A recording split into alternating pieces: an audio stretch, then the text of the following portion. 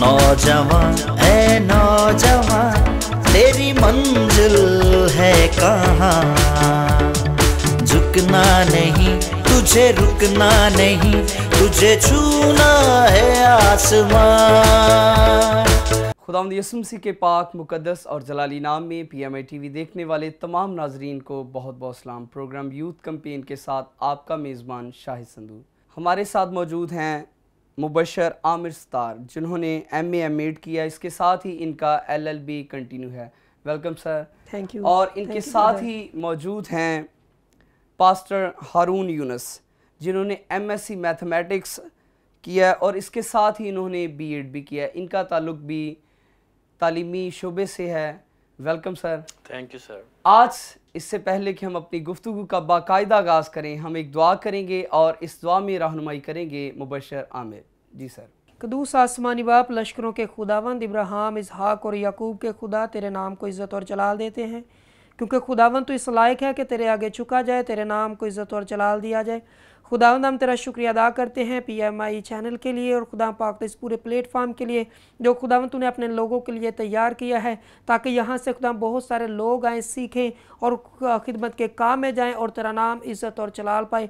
खुदा पाक खुदा आज की रिफाकत, आज की जो मीटिंग है, ये खुदावंद तेरे नाम को इज़्ज़त और जलाल देने के लिए हो। आज की हमारी जो गुफ्तगू शनीद होती है खुदा, जब हम नौजवानों के बारे में बात करने को हैं, अभी से हम तेरे रूल कुदस के मसा को, तेरे फजल को, तेरी कुदरत वाले हाथ को सर हारून पर, अपने आप पर, भाई शाहद पर और तमाम टीम पर मांग लेता हूँ, ताकि खुदा हम जो भी बात कर दें वो हमारे बच्चों के लिए, हमारे नौजवानों के लिए एक मुस्बत राह फराम करे और बहुत सारी ज़िंदगियाँ तब्दील हों और तेरा नाम इज़्ज़त और जलाल पाए। तू हम सब के साथ होना, बड़ी फास्ट होने के बाद नहीं करना, सारा जलाल तेरे नाम को देते हैं मसीह के नाम से, आमीन।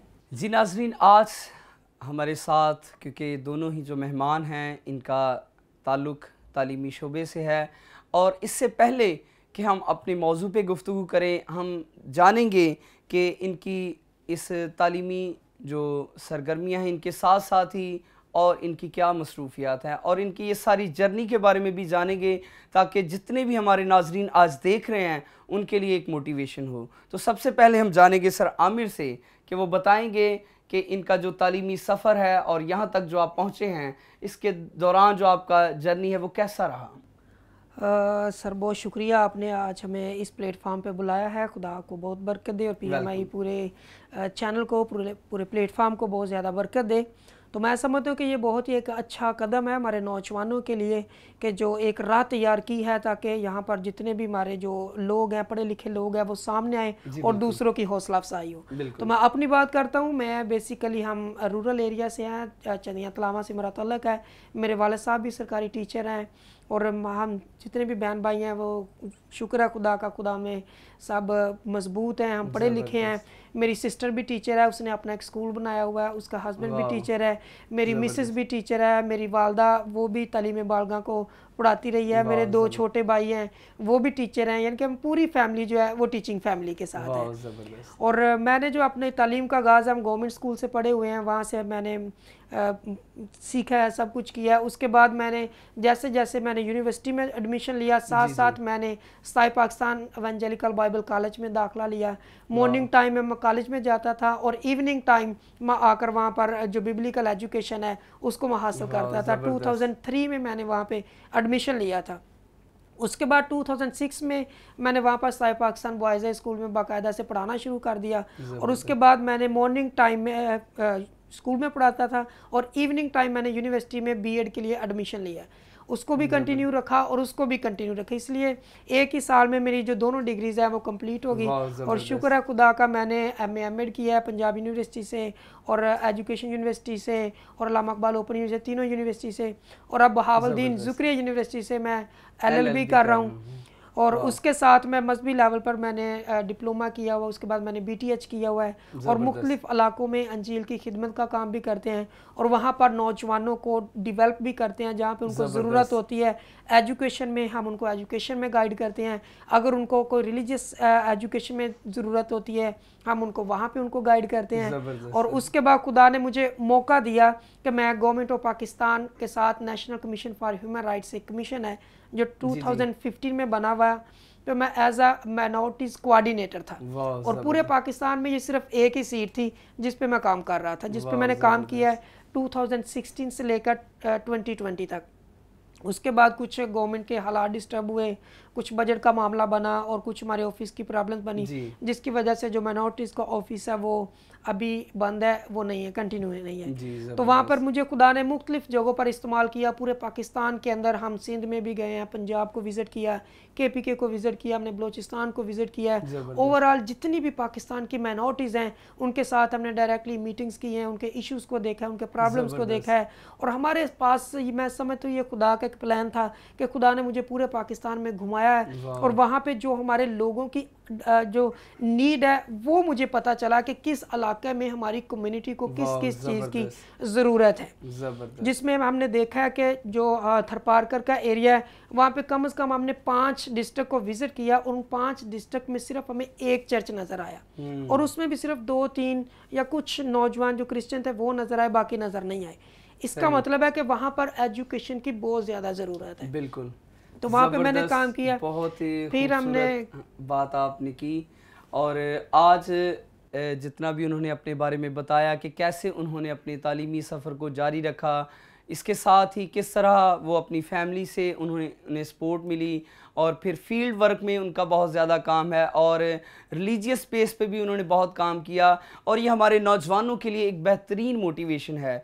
जब आप मेहनत करते हैं साफ़ दिली से, पुख्ता इरादे से, तो खुदावंद आपके लिए राह हमवार करता है। और आज जिस मुकाम पे खुदा उन्हें लेके आया है ये हमारे लिए एक फ़ख्र है और हमारे लिए एक इनकरेजमेंट भी है। तो ज़रूर हमारे नौजवान ऐसे आगे बढ़ें ताकि हमारी कम्युनिटी तरक्की करे। इसके साथ ही हम जानेंगे पास्टर हारून से कि जैसे कि वो पास्टर हैं, खिदमत में भी हैं और इसके साथ ही उन्होंने MSc मैथमेटिक्स किया और साथ ही B.Ed।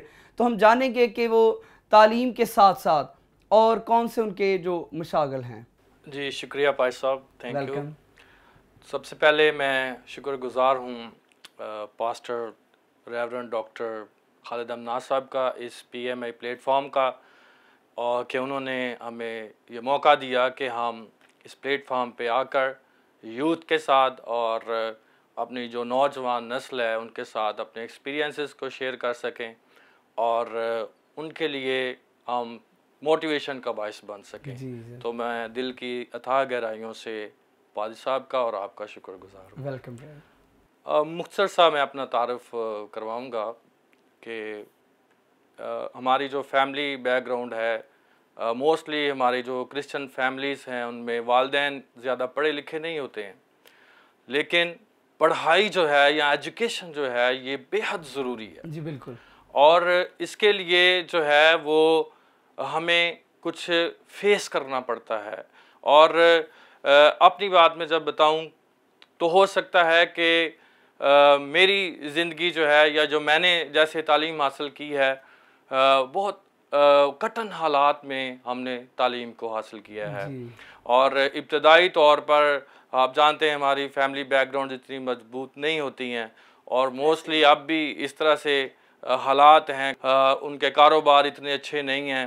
तो एजुकेशन एक उनके लिए इशू है कि जी हमारे पास रिसोर्सेज नहीं हैं। लेकिन मैं आपको बताना चाहता हूं कि हमने हालात के पेश नज़र नहीं चलना। हालात कुछ भी हों, अगर हम कोई टारगेट कर लें कि हमने ये करना है तो हम कर पाएंगे और इसमें खुदा हमारी मदद करेगा। हमारी डिटर्मिनेशन जो है वो मजबूत होनी चाहिए। तो शाद भाई ऐसे हुआ कि शुरू में मेरे वालिद जो थे वो इसलिए कहते थे कि नहीं हमने बच्चों को नहीं पढ़ाना है कि हमने कौन सी नौकरियां करनी है या हमें कौन सी जॉब मिलती है। और मोस्टली अब भी वालिदैन का यही है कि क्यों बच्चों को पढ़ाएं जबकि हमें तो सरकारी नौकरी नहीं मिलती है, हमें जॉब नहीं मिलती है, तो हम क्यों बच्चों को पढ़ाएं। तो भी मेरी वालदा ने बड़ा मेरा साथ दिया और कहा कि बेटे मैं आपको पढ़ाऊँगी। और उन्होंने मुझे स्कूल में दाखिल करवाया, प्राइमरी तक पहुँचे और प्राइमरी के बाद जो है जब मैं मिडल में गया और मिडल तक जो था मेरी वालिदा ने मेरी बड़ी सपोर्ट की। और इवन उस वक्त भी मेरे वालिद कहते थे कि अभी आप बस करो, काम करो। तो मेरी वालिदा ने कहा कि नहीं बेटे आप पढ़ो, आप पढ़ना चाहते हो। मैंने कहा जी मामा मैं पढ़ना चाहता हूँ, अम्मी जी मैं पढ़ना चाहता हूँ। उन्होंने कहा ठीक है तुम पढ़ो। और मुझे जो है उन्होंने एक साइकिल लेके दी और उस साइकिल पे मैं जो है लासाल हाई स्कूल में जाया करता था। और जब मेरी 9th क्लास में, उस वक्त 9th 10th कंबाइन होती थी, 9th का प्राइवेट इम्तहान होता था, तो 9th क्लास में मेरी फर्स्ट पोजीशन आई। तो उस वक्त फिर मेरे वालिद जो हैं वो गए, उन्होंने जब देखा कि नहीं ये बच्चा मेरा पढ़ने का है, इसको पढ़ाना है, तो तब के बाद मेरे वालिद ने मुझे कहा कि आपकी मेहनत रंग लाई। उन्होंने कहा कि अब तुम पढ़ो, जो मर्जी हो हम आपको पढ़ाएंगे। और मैट्रिक के बाद जो है वो फिर फर्स्ट डिवीजन मेरी आई। और उसके बाद फिर मैंने ऐसे किया कि अपने वालिद का साथ देना शुरू किया। मैंने ट्यूशन्स पढ़ाई और मैं खुद भी पढ़ रहा था, ट्यूशन्स पढ़ा के तो मैं सेल्फ सपोर्ट स्टूडेंट बन के तो मैंने जो है ये MSc तक जो है, और खुदावंद ने मेरा साथ दिया, मेरे वालिदैन ने मेरा साथ दिया। तो मैं इनकरेज करना चाहता हूँ तमाम वालिदैन को कि आप भी अपने बच्चों को, हालात जो भी हैं, आप सूखी रोटी खा लें, चटनी से खा लें, लेकिन अपने बच्चों को लाजमी तालीम दें, लाजमी पढ़ाएं। ज़बरदस्त, बहुत ही खूबसूरत और एक मोटिवेशनल स्टोरी है ये। और ऐसी बेशुमार हमारे नौजवानों की कहानियाँ और उनके ये सारे जो जर्नी है हमारे सामने है, और आज वो एक अच्छे मुकाम पे पहुँचे हैं। और यहाँ पे ख़ास बात जो मैंने देखी कि पास्टर हारून हालात के मुताबिक नहीं ढले, बल्कि हालात को अपने मुताबिक किया। आप भी ऐसे कर सकते हैं। इवन कि उनके अगर वालिद नहीं मान रहे थे, लेकिन उन्होंने अपनी मेहनत से साबित किया कि मैं वाकई पढ़ना चाहता हूँ। तो जितने भी नौजवान अपनी मेहनत से ये साबित करते हैं, तो फिर उनके वालिदैन कभी नहीं ये चाहेंगे कि वो हट जाएं, काम करें या कोई और चीज़ करें। इसीलिए नौजवानों को चाहिए कि मेहनत से हालात को बदलें, हालात के मुताबिक ना खुद को डालें, बल्कि हालात को अपने मुताबिक डालें ताकि कामयाब हों। और ऐसे नौजवान एक खूबसूरत मिसाल बनकर सामने आएँ। आज हम बात करेंगे, जो हमारा टॉपिक है वोकेशनल टेक्निकल एजुकेशन पे, क्योंकि हम फॉर्मल एजुकेशन पे बहुत सारी बातें की हैं, बहुत से मौज़ूआत पे हमने गुफ्तगू की है। आज हम देखेंगे कि जो वोकेशनल टेक्निकल एजुकेशन है ये क्या है। जी आमिर। सर अगर हम एजुकेशन को इसकी कैटेगरी करें या इसकी सब डिवीज़न करें, तो एजुकेशन हमें जो बड़ी मेन सुर्खियों में नज़र आती है वो 3 किस्म की है। एक को हम कहते हैं फॉर्मल एजुकेशन, एक होती है इनफॉर्मल एजुकेशन, और एक होती है डिस्टेंस एजुकेशन। जी बिल्कुल। और आज जो ये टेक्निकल एजुकेशन है ये सारी इनफॉर्मल कैटेगरीज के अंदर आती है। और मैं समझता हूँ कि अब वक्त की ज़रूरत है कि हमारे जो बच्चे हैं, जो फ्यूचर में हमारे लीडर्स बनेंगे, उनके लिए ये टेक्निकल एजुकेशन बहुत ज़रूरी है। क्योंकि आज जो ज़माना है वो पहले ज़माने के निस्बत बहुत चेंज हो चुका है। जब हमारा ज़माना था, हम स्कूलों में जाते थे, हमारी क्लास जो है वो साए की तरह घूमती रहती थी। सूरज इधर है, हमारी क्लास उसके साए के नीचे है, सूरज इधर आ गया, क्लास इधर चली गई। अब सारी क्लास सिस्टम भी चेंज हो गया है, एजुकेशनल सिस्टम चेंज हो गया है, सारा कुछ चेंज हो गया है। और बहुत सारे हमारे जो बच्चे हैं आज, वो अगर अपने आप को, जैसे भाई ने बात की कि अपने आप को वक्त के मुताबिक नहीं डालते तो वो फ्लॉप हो जाते हैं। ऐसे बिल्कुल। तो मैं समझता हूँ कि ये जो टेक्निकल एजुकेशन है ये ऐसे फ्लॉप बच्चों को एक सपोर्टिंग टिश्यूज मुहैया करती है, ये इनको सपोर्ट करती है, जिसमें बहुत सारे टेक्निकल वर्क्स आ जाते हैं, जिसमें प्लम्बर वर्क आ जाता है, जिसमें हम देख सकते हैं कि हमारे इलेक्ट्रिशियन का काम आ जाता है, मैकेनिकल वर्क्स आ जाते हैं, वेल्डिंग आ जाती है, हेयर ड्रेसर आ जाता है, और जो हमारी लड़कियां हैं उनके लिए ब्यूटिशियन का काम आ जाता है, स्टिचिंग सेंटर बन जाते हैं। ऐसे बहुत सारे काम हैं। ये हम तब भी कर सकते हैं जब हमें इनके बारे में अवेयरनेस होगी, आगाही होगी कि इनका क्या फ़ायदा है। अक्सर जो बच्चे हैं वो फेडअप हो जाते हैं, एजुकेशन से भी जो फेडअप हो जाते हैं, स्कूल से फेडअप हो जाते हैं, फैमिली से भी फेडअप हो जाते हैं। तो जो हमारी कम्युनिटी का एक ट्रेंड है वो ज़्यादा स्मोकिंग पे लग जाते हैं, वो नशा पे लग जाते हैं, जिससे ना सिर्फ वो बच्चा डिस्टर्ब होता है बल्कि हमारी अगली नस्लें भी तबाह हो जाती हैं, पूरा खान तबाह हो जाता है। इसलिए मैं समझता हूँ कि जो टेक्निकल एजुकेशन है ना, इसकी अहमियत को भी हमें समझना चाहिए और इसके बारे में हमें अवेयरनेस भी देनी चाहिए और सिखाना भी इसको बहुत ज़रूरी है। ये टेक्निकल एजुकेशन जो शॉर्ट ब्रीफिंग जो है वो मैंने बहुत अच्छी बात की आमिर ने, कि जो टेक्निकल एजुकेशन है इसके बारे में उन्होंने तफसील के साथ बताया कि क्या होती है और ज़रूरी क्यों है। तो तमाम नौजवानों को चाहिए कि टेक्निकल एजुकेशन की तरफ आएँ ताकि हुनरमंदी सीखकर एक खुशहाल घराना ख़ानदान बने। इसी तरह अभी वक्त हुआ एक छोटे से ब्रेक का, मिलते हैं ब्रेक के बाद, देखते रहिए प्रोग्राम यूथ कैंपेन। झुकना नहीं, तुझे रुकना नहीं, तुझे छूना है आसमान। वेलकम बैक, आप देख रहे हैं प्रोग्राम यूथ कैंपेन और आज हम बात कर रहे हैं वोकेशनल टेक्निकल एजुकेशन के हवाले से। और ब्रेक से पहले बहुत ही खूबसूरत बातें हम जान रहे थे, सुन रहे थे, और इसी तरह अब हम जाएंगे पास्टर हारून साहब की तरफ और उनसे भी ये राय लेंगे, जानेंगे कि जो टेक्निकल एजुकेशन है ये क्या है।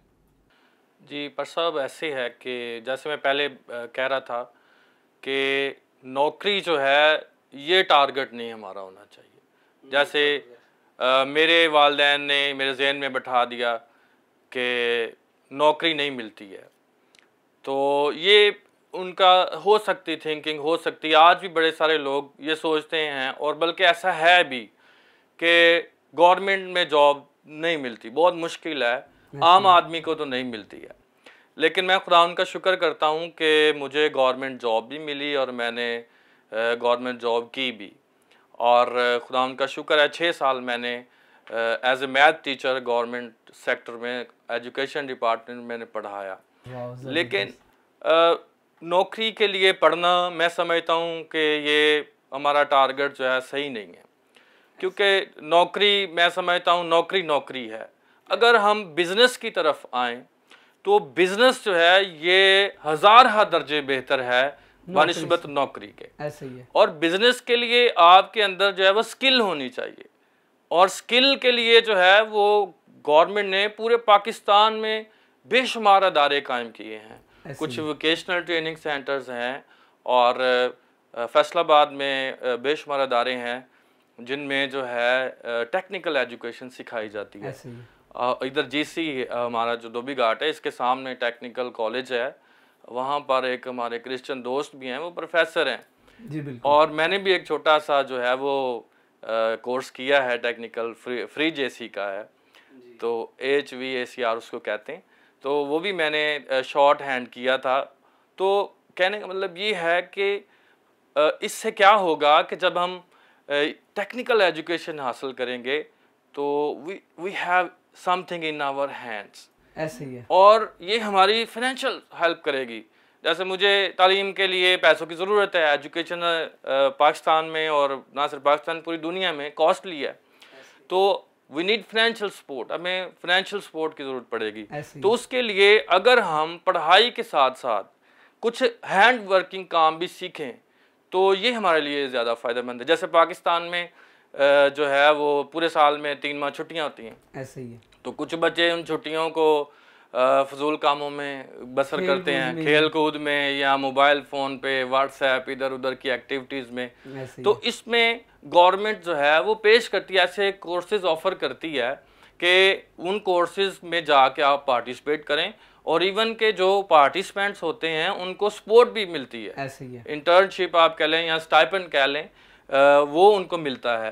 तो आपके पास जो है वो इसके अलावा लैंग्वेज कोर्सेज हैं, चाइनीज़ लैंग्वेज कोर्स है वो गवर्नमेंट ऑफ़र करती है। इसके अलावा हमारे मिशनरी अदारे हैं वो ऐसे टेक्निकल एजुकेशन सिखाते हैं जिसमें वेल्डिंग है, उसमें एल्युमिनियम वर्क है, लकड़ी का काम है, फर्नीचर मेकिंग है, और आजकल जो ज़्यादा है वो ब्यूटी पार्लर्स का और मेकअप का।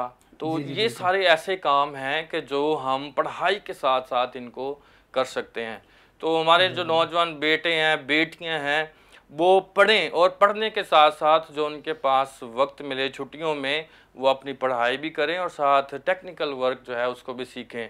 तो ये टेक्निकल वर्क को सीखना ये एक्चुअली में टेक्निकल एजुकेशन है, ज़बरदस्त, ताकि पढ़ाई के साथ साथ हमारे हाथ में कोई हुनर हो ताकि हम बिजनेस की तरफ भी जा सकें। तो बहुत ज़रूरी है कि हमारी यूथ जो है वो बिजनेस करे और बिजनेस से उनको ज़्यादा इनकम जो है वो मिल सकती है। जी बिल्कुल ज़बरदस्त, बहुत ही खूबसूरत बात की। बेशक तालीम के साथ साथ जॉब्स के साथ साथ हमारा ध्यान किसी और तरफ भी होना चाहिए, और वो है हुनरमंदी। टेक्निकल जो स्किल्स हैं ज़रूर होनी चाहिए, और इसकी असर हाज़रा में बहुत ज़्यादा इसकी अहमियत है। इवन के बंदा किसी पे डिपेंड नहीं करता, फिर इंडिपेंडेंट अपना काम शुरू कर सकता है। और ये नौजवानों के लिए बहुत ही खूबसूरत एक ज़रिया है अपने घर को चलाने का, कमाने का और आगे बढ़ने का। इसके साथ ही हम जानेंगे कि इसमें वालिदैन का, क्योंकि अगर जिस तरह हारून साहब ने बताया कि एजुकेशन में उनकी वालिदा का बड़ा किरदार था, इसी तरह जो टेक्निकल स्किल्स हैं, क्या इसमें भी वालिदैन का कोई किरदार है? जी, इसमें भी वालिदैन का बहुत ज़्यादा किरदार है, क्योंकि अगर हम वालिदैन को मेन इसके पीछे जो बनती है वजह या रीज़न बनती है वो ये कि हमारे जो वालिदैन हैं उनको अवेयरनेस नहीं है। जी बिल्कुल। क्योंकि हम अपने से अगर पिछले हमारे जो बाऊजदाद हैं, हमारे दादा दादी हैं या हमारे वालिदैन हैं, वो उनके पास इतनी एजुकेशन नहीं थी। ऐसे ही वहाँ पे वो बहुत ज़्यादा, कभी वो किसी की सेव करते थे, कभी वो दिहाड़ी करते हैं, मजदूरी करते हैं, इस तरह के हालात से गुजरे। अगर किसी ने एजुकेशन की तरफ तवज्जो दी है तो मेरे ख्याल 100 में से 1 या 2 बंदे ने दी है। अगर उस 100-2 में से अगर किसी ने कोई 5% दी है तो बहुत सारे लोग हैं जिन्होंने टेक्निकल एजुकेशन में अपने बच्चों को डिवेलप किया है। ऐसे ही है। तो मेरा ख्याल है वालिदैन इसमें बड़ा अहम किरदार अदा कर सकते हैं, क्योंकि वालिदैन ही है जिनके हाथों में बच्चे जो है वो परवरिश पाते हैं। वे वालिदैन को चाहिए कि अगर उनका बच्चा जो है वो फार्मल एजुकेशन में आगे नहीं बढ़ रहा, उसको प्रॉब्लम्स आ रही हैं, वो किसी वजह से स्कूल छोड़ रहा है या भाग रहा है, कुछ भी कर रहा है, तो वो देखना चाहिए कि मेरे बच्चे के अंदर कौन सा टैलेंट है।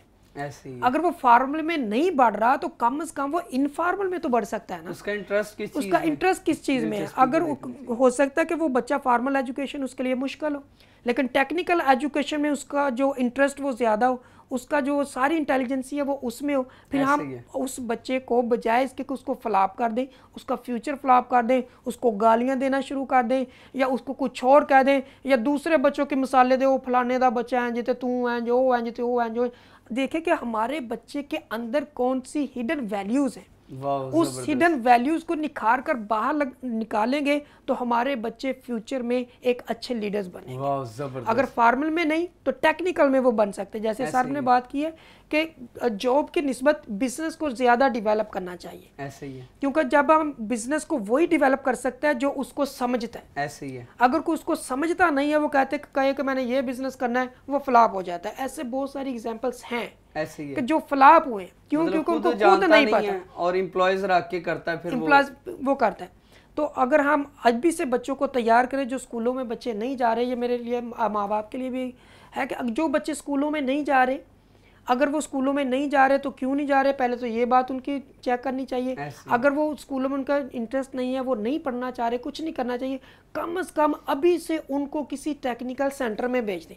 जैसे सर हारून साहब ने भी बात की है कि गवर्नमेंट ने इसके लिए बहुत सारे जो हैं वो प्लेटफॉर्म मुहैया किए हुए हैं, जिसमें टाइवटा सबसे अहम है, जो मुख्तलिफ उसके कॉलेजेस हैं, डी ग्राउंड में है, समनाबाद में है, और धोबी घाट के सामने सर ने बताया कि वहाँ पे क्रिश्चियन टीचर्स भी हैं, वहाँ पे जाना चाहिए। वो वहाँ पे वजीफ़े भी देते हैं, सिखाते भी हैं, ये स्किल्स उनको देनी चाहिए। उसके अलावा हमारे जो मिशनरी अदारे हैं वो भी हैं, वालिदैन को चाहिए कि उन तक अप्रोच करें, उन अदारों में भेज दें।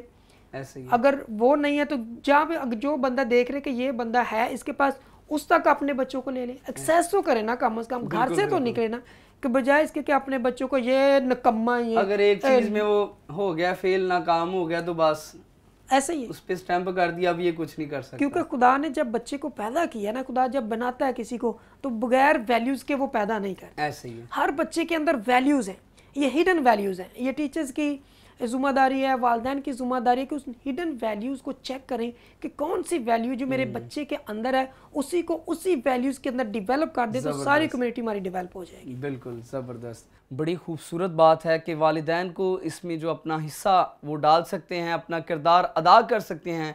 वो ये हैं कि अगर बच्चा तालीम में माली हालात की वजह से या अपने वैसे ही किसी सबब से वो कामयाब नहीं हो पा रहा, तो उसको देखें कि वो किस काम में उसका इंटरेस्ट है, किस काम में उसकी दिलचस्पी है।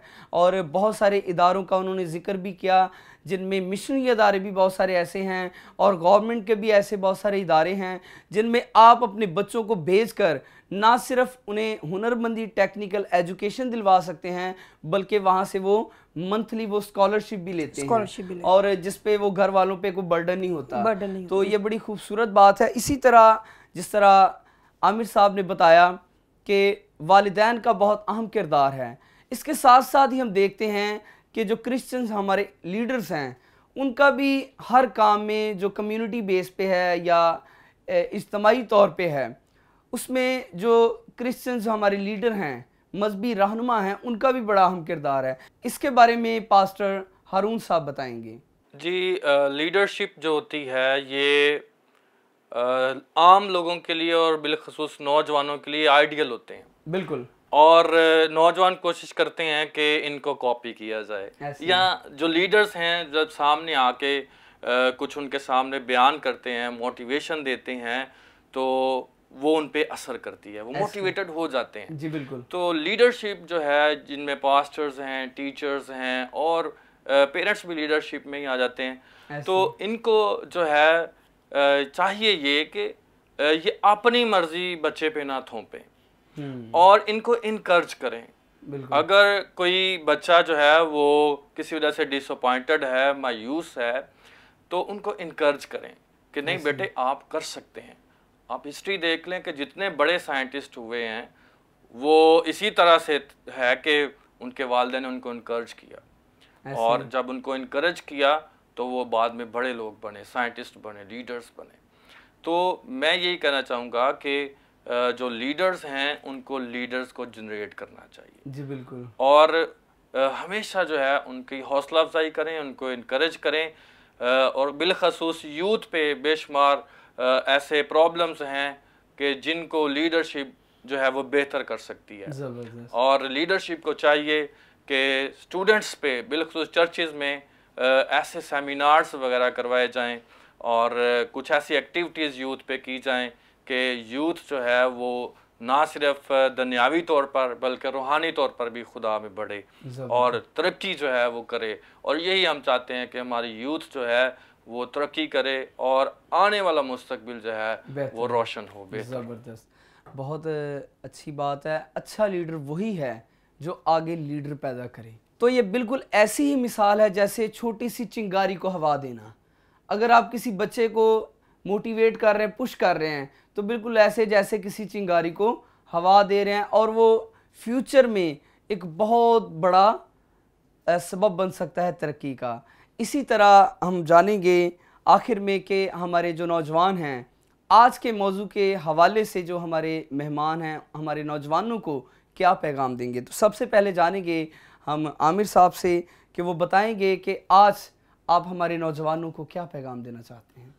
मैं नौजवानों को यही पैगाम देना चाहता हूं कि आप अपनी ज़िंदगी की एक डायरेक्शन बनाएं, उस डायरेक्शन पे आप चलते रहें और अपने इर्द गिर्द ऐसे लोगों को तलाश करें कि जो एक्सपर्ट हैं, जो आगे बढ़े हैं, आप उनको देखें, उनको कॉपी करें, उनकी रफ़ाकत में बैठे, बजाय इसके कि आप उस रफ़ाकत में चले जाएं जो आपको ज़्यादा ख़राब कर रहे हैं। जो आपके नज़दीक करीब तरीन जो कामयाब लोग हैं उनके पास बैठें, उनकी बातों को फॉलो करें, उनको फॉलो करना शुरू करें। जब आप फॉलो करेंगे तो स्टेप बाय स्टेप आप उनकी वैल्यूज़ को अपने अंदर डालना शुरू करेंगे, तो आप उसके साथ ही तरक्की करना शुरू कर देंगे। तो ये मेरे नौजवानों के लिए एक पैगाम है।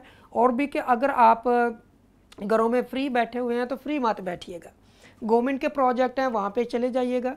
उसके अलावा फैसलाबाद में एक हमारी है इवार्ड NGO जिसका एक प्रोजेक्ट है उड़ान प्रोजेक्ट जी। उनका नाम ही उड़ान प्रोजेक्ट है। वो ऐसे नौजवानों को तलाश करती है जिनकी उम्र 27 साल से कम है। वो उनको पैसे भी देते हैं काम शुरू करवाने के लिए, और ना सिर्फ वो पैसे देते हैं बल्कि उनको काम सिखाते भी हैं। वाह। तो आप उनके साथ लिंक बना लें। अगर आपके डायरेक्टली लिंक नहीं है तो आप हमारे साथ तावन कर लें, हम आपको वहाँ तक ले जाएंगे उनके पास। सर हारून साहब हैं, आप हैं, हम सारे मिलकर आपके लिए तैयार हैं, रेडी हैं। आप जब चाहें, जिस फील्ड में चाहें, आपको हेल्प की ज़रूरत है, हम आपकी मदद करने के लिए तैयार हैं। वाह ज़बरदस्त। ये है खूबसूरत ऑफ़र पैगाम के साथ कि अगर नौजवान कहते हैं कि हमारा तो कोई लिंक नहीं या हम कैसे जाएं, तो हम आपके साथ हैं। जब भी जहां भी ज़रूरत हो तो ज़रूर आप हमारे साथ राब्ता करें ताकि हम आपकी रहनुमाई कर सकें। इसी तरह पास्टर हारून साहब से भी हम जानेंगे कि आज के मौजू के हवाले से हमारे नौजवानों को ये क्या पैगाम देना चाहते हैं। नौजवानों को मैं यही पैगाम देना चाहूँगा PMI टेलीविज़न के तवस्सुत से कि एक बहुत ही मशहूर मक़ूला है, time is money and don't waste your time. Time आपका कीमती असासा है। जब आप इसको फजूल कामों में ज़ाया करेंगे तो ये वक्त आपको ज़ाया कर देगा, ये वक्त आपके हाथ में नहीं आएगा। तो ऐसी बेशुमार एक्टिविटीज़ हैं जो हम लेजरली और इनको हम करते हैं, जिसमें सबसे ज़्यादा मोबाइल फ़ोन का इस्तेमाल है। तो मैं ये नहीं कह रहा कि आप मोबाइल फ़ोन का इस्तेमाल ना करें, लेकिन मैं ये ज़रूर कहूँगा कि इसका अच्छा इस्तेमाल करें और मोबाइल फ़ोन को आप अपने तरक्की के लिए और अपने अच्छे मुस्तकबिल के लिए इस्तेमाल कर सकते हैं। तो इसके साथ साथ आप दुआ ज़रूर कीजिए। दुआ के बगैर आप कामयाब नहीं होंगे। जब कभी आपको स्टडी में कोई क्वेश्चन याद ना हो तो आप दुआ करना शुरू कर दें। दुआ के बाद आप जब उसको पढ़ेंगे तो वो ज़रूर आपको याद होगा और खुदावंद को हमेशा सामने रखें, वो आपको ब्लेस करेगा, बरकत देगा। बेशक कहते हैं कि जो वक्त को ज़ाया करते हैं वक्त उसे ज़ाया कर देता है। इससे पहले कि वक्त आपको ज़ाया करे, आप वक्त का खूबसूरत और बेहतरीन इस्तेमाल करें और आने वाले वक्त में एक बेहतरीन मिसाल बन के उभरें। और इसी तरह आज के प्रोग्राम का वक्त ख़त्म हुआ। अपने मेज़बान शाहिद संधू को इजाज़त दीजिए और देखते रहिए program youth campaign. God bless you all. झुकना नहीं, तुझे रुकना नहीं, तुझे छूना है आसमान।